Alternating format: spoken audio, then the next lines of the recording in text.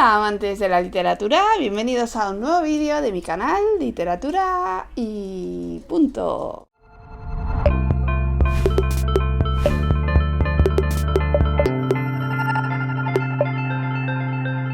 Como veis, hoy tenemos la entrevista a Mikel Alvira. Así que preparaos, sentaos, coger fuerzas. Que vamos a ver en primer lugar, aunque ya hice un vídeo hace un par de semanas, creo recordar, hablando de él, vamos a escucharlo de su boca. ¿Quién es Mikel Alvira? Hola, soy Mikel Alvira, autor de varias novelas, quizás alguna os suene, la novela de Rebeca, Tic Tac Miranda, Llegar a la lluvia, El silencio de las sayas. Son ya muchos los años que llevo publicando y por lo tanto muchas las personas que se han acercado a mí y a mis letras. También me conoceréis quizás por mi actividad en redes sociales, mi actividad en Instagram. Sea como sea, estoy encantado de saludaros, encantado de estar en este canal de YouTube, en este espacio, en este lugar de encuentro que tanto hace por las letras y por el encuentro entre quienes escribimos y quienes leemos.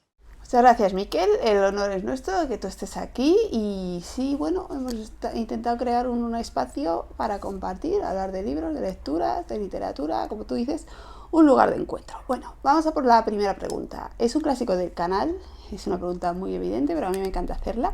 Y también hay una persona que la ha hecho, que es Mar. ¿Por qué escribes? ¿Que por qué escribo? Me lo suelen preguntar con frecuencia. ¿Por qué escribo? Escribo porque quiero, escribo porque puedo y escribo porque no me concibo sin escribir. Creo que para mí la actividad de escribir es parte de mi propio ADN, de mi manera de entender la vida. Escribo desde muy pequeñito, desde el colegio. Tuve la suerte de encontrarme con muy buenos profesores, muy buenos educadores que supieron dirigir mi talento hacia las letras y gracias a eso pues, he tenido una vida marcada por la escritura. Empecé a publicar hace unos 18 o 20 años y aquí estoy sin entenderme a mí mismo alejado del acto de escribir, del proceso de escritura tan lleno, tan vivificante y tan complejo como es.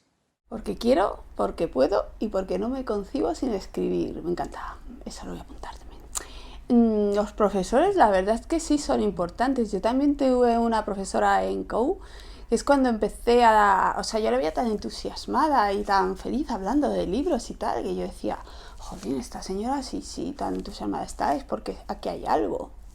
Me hablaba, me acuerdo que era era Valle Inclán, Luces de Bohemia, era Pío Baroja, La Busca, era una enamorada de ese tipo de literatura que nos enseñaba en COU. Y la verdad es que me despertó bastante el gusanillo, porque yo hasta esa edad no creáis que me gustaba tanto leer. Bueno, vamos a por la siguiente pregunta. ¿Cómo conseguiste publicar la novela de Rebeca en Ediciones B? Es una pregunta del canal, porque es un grupo editorial muy potente y me parece muy difícil tener acceso a él, así que digo, bueno, a ver si nos puede decir algún truquito, Mikel, para conseguir esas firmas, esa suerte. La novela de Rebeca es una novela de hace unos 5 años que tuve la suerte, la fortuna de publicar con Ediciones B.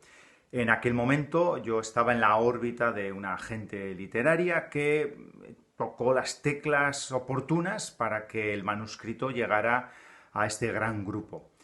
Fue en Ediciones B, fue con la editora Carmen Romero y fue una aventura que me sirvió sobre todo para aprender. Creo que todo libro, y también la novela de Rebeca, tiene que ser un propio aprendizaje para el autor. Y en concreto la novela de Rebeca me sirvió para también discernir más de cerca qué significa estar en un mundo editorial de primera línea, en un circo editorial, bueno, pues de primera división.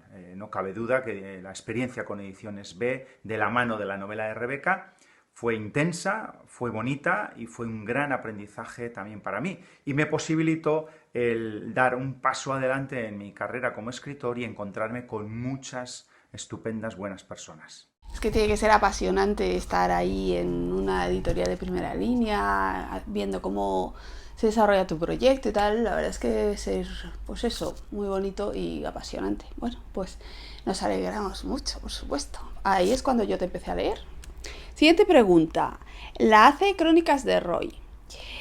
Cuando ves que llevas ya escritas unas bastantes palabras, unos miles de palabras de tu novela y de repente ves que algo no funciona, ¿reescribes toda la novela o intentas modificar ciertos aspectos o como, qué haces? ¿Qué es lo que haces?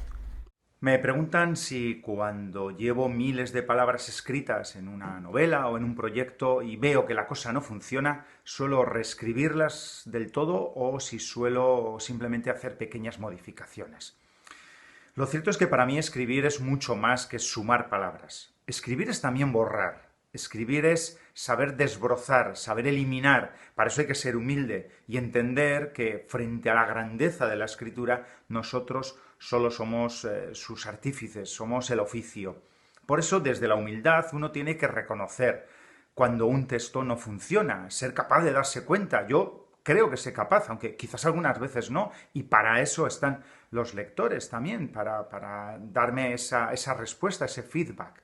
Sea como sea, a la hora de escribir, no tengo ningún problema en reescribir o incluso en eliminar, en apartar un proyecto, porque bueno, la musa siempre estará ahí, o las ganas y el trabajo especialmente.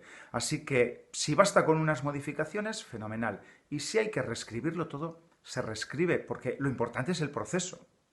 Sí, es verdad que lo importante es el proceso, pero yo ya comentaba el caso de Domingo Villar, cuando en el último barco tardó mucho en publicar y 9 años, tardó muchísimo y la editorial estaban diciendo, pero Domingo, venga, que tenemos que publicar y tal, y es que él tenía un manuscrito de 400 páginas y lo tiró a la basura porque no le gustaba y dijo, a empezar otra vez de nuevo, es durillo, a mí eso sí me parece durillo, es verdad que escribir no es juntar palabras y tal, pero yo hay que aprender a recortar. Yo he recortado de mi novela capítulos, he recortado muchísimas cosas y capítulos además que muchas veces encariñas, pero fuera, fuera. Hay que aprender a hacer eso y hay que aprender a que la primera versión de tu novela nunca va a ser la última. Muchísimas veces es que no nada que ver, pero va a haber una gran modificación. O sea, la diferencia va a ser muy abismal y tienes que estar preparado para eso, pero es bonito, es muy bonito ver cómo vas progresando además. Bueno, siguiente pregunta.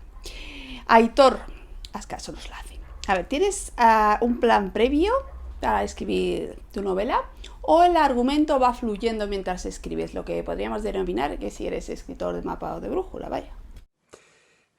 Muchas veces podemos decir que la novela va creciendo conforme la escribimos. Es cierto. Es cierto que aunque haya un plan previo, yo siempre lo suelo tener, un plan previo, una definición previa de personajes, de situaciones e incluso el hilo conductor que va a marcar toda la novela. Uno tiene que tener muy claro cuál va a ser el tono de la novela, cuál va a ser el desarrollo de la novela, la voz que va a contar la historia, pero no cabe duda de que conforme vamos escribiendo la novela va moviéndose en una dirección u otra. Yo suelo poner un símil, quizás porque soy hombre muy de jardín. Una novela es plantar un árbol. Uno tiene que tener claro si lo que planta es una encina, un olivo o un ciprés. Luego el ciprés crecerá de una manera o de otra, o el olivo crecerá de una manera o de otra, pero previamente sabemos lo que hemos plantado. Una novela crecerá de una manera o de otra, pero previamente tengo que tener claro si quiero que sea larga o corta, este tono u el otro, si quiero que sea compleja o lineal, si va a haber saltos en el tiempo o no. Eso es elegir el tipo de árbol. Una vez que la hemos plantado, es decir, una vez que empezamos a teclear, lógicamente la historia va fluyendo conforme nos van sucediendo y se nos van ocurriendo cosas. Bueno, pues más o menos lo que hemos comentado muchas veces. Siempre es necesario tener un plan previo porque si no vas abocado al fracaso. Hay ciertas cosas que tienes que tener muy claras. Yo estoy de acuerdo con Miquel, pero es que es impensable que la novela no vaya fluyendo y se vaya yendo por ciertos derroteros. Pues estoy muy de acuerdo. Somos parecidos en ese aspecto. Siguiente pregunta que también hace Aitor. ¿Vuelves a releer tus novelas? Hay una pregunta que me suelen hacer y es si releo mis novelas. Bueno, pasados los años sí. Hace un par de años releí El silencio de las hayas y ahora mismo he releído Llegará la lluvia, una de mis novelas, y El mar que te debía, pues es una novela que leeré este otoño. Lo que sí hago es releerlas mucho antes de llegar a la publicación, a la imprenta. Decía Gabriel García Márquez, creo que era Gabriel García Márquez, que decía, yo publico para dejar de corregir, ¿no? El leer y releer nuestras novelas es casi un acto enfermizo, casi obsesivo, al que muchos de quienes escribimos nos entregamos. Yo releo mucho las novelas y no cabe duda que al releerlas voy modificando cosas, voy arreglando aspectos, ¿no? Una vez impresas, se suelen quedar ahí y con el paso del tiempo es cuando suelo acercarme a ellas otra vez y releerlas. Pues fíjate que yo pensar en leer mis novelas publicadas cuando pasen los años me da terror, es algo que me da terror. Antes de publicar así 1000 veces, porque yo soy muy maniática, pero después digo, qué horror.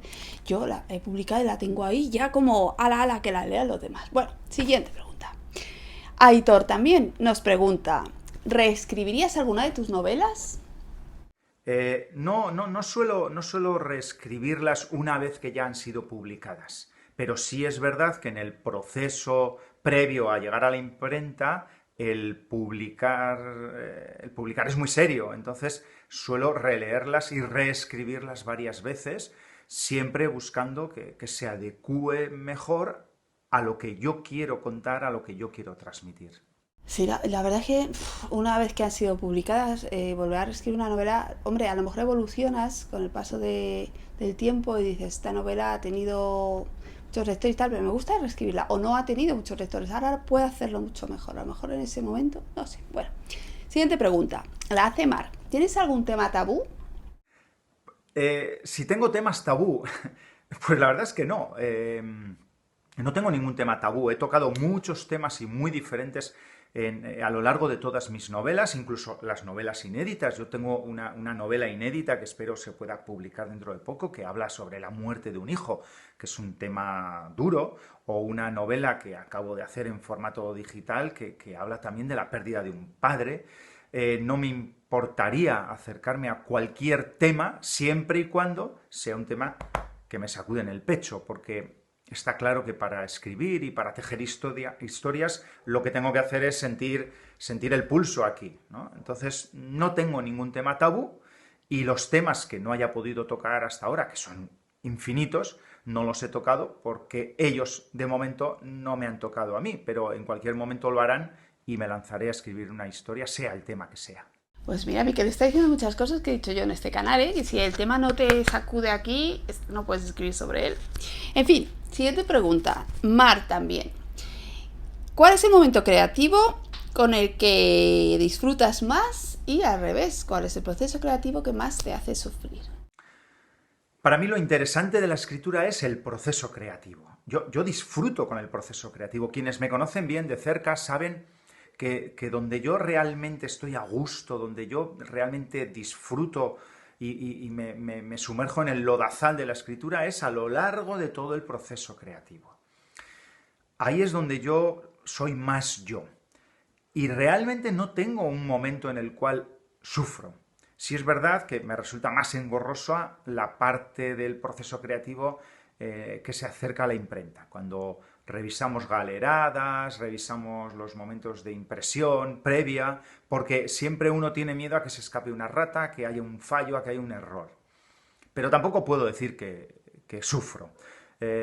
No sé, sufrimos con otros aspectos de la vida. Para mí, el acto de escribir, la escritura, la literatura, los libros son algo gozoso, son algo donde disfruto y por lo tanto no podría decir que hay algún elemento, algún momento en el cual yo sufro más. Desde que se me ocurre la idea, desde que empiezo a darle vueltas en la cabeza, cuando me documento, ya sea con personas o con libros o viajando, el momento de teclear, incluso el momento de teclear que es duro, porque físicamente es duro, uno ya no tiene la espalda que tenía cuando era joven y bueno, pues a veces uno se cansa y no puede estar sentado escribiendo todas las horas que me gustaría, pero de ahí a decir que sufro, no. La verdad es que el disfrute, el bon vivant que hay en este escritor, pues se nota también a lo largo de todo el proceso creativo. Sí, un escritor bon vivant.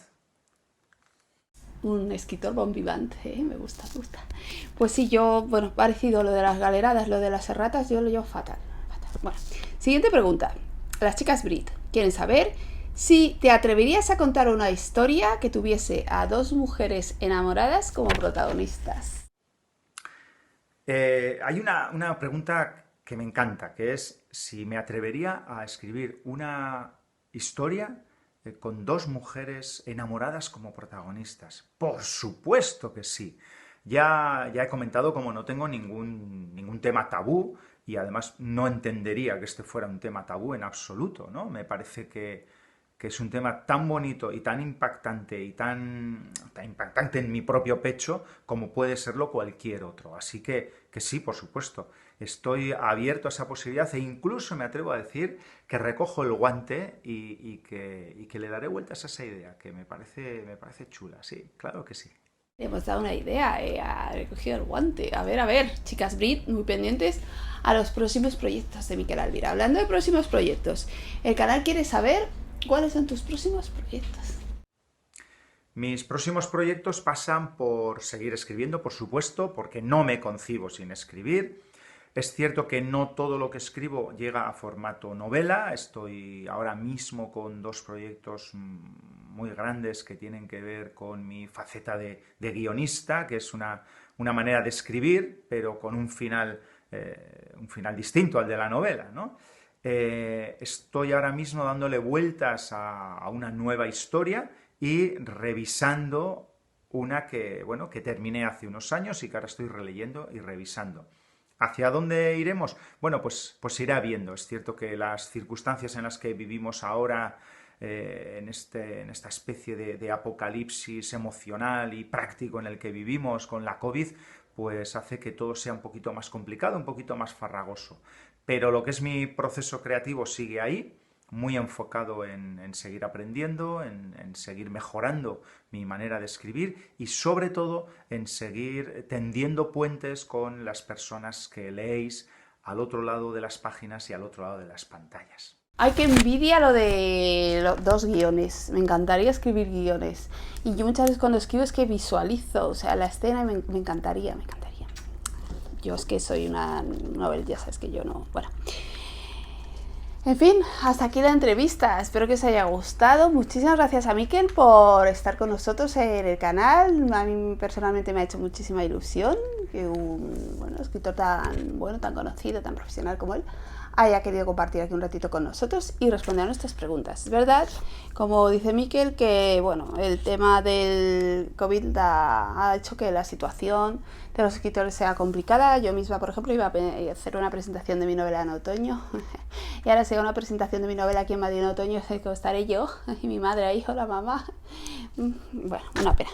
Pero queremos seguir leyendo historias, no solo la de Miquel Alvira, queremos seguir leyendo historias de todos. Tenemos mucho que contar, así que tenemos que sobreponernos a la adversidad. Como yo publicaba en agosto, un agosto horrible, porque, en fin, bueno. Y como diría Miquel Alvira, no olvidéis la novela como lugar de encuentro.